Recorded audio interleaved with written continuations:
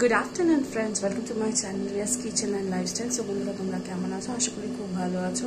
New year সবাই খুব ভালো কাটিয়েছো। আমি আজকে একটা নতুন ব্লগ নিয়ে চলে এসেছি সবার সাথে শেয়ার করবো বলে।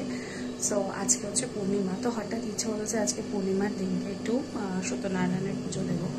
তো কীভাবে কী করছি, কী পুজো দিচ্ছি, চলো দেখাচ্ছি।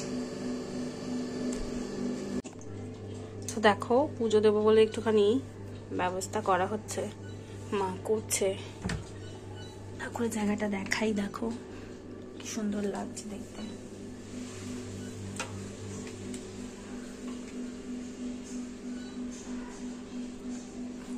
ফুলের মালা দিয়ে কিন্তু সাজানো হয়ে গেছে।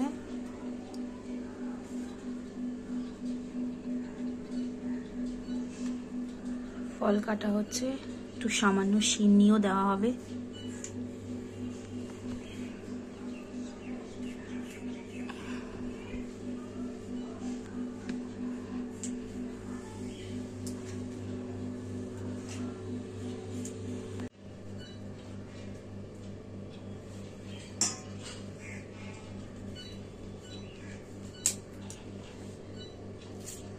সন্দেশটা নামিয়ে নিও।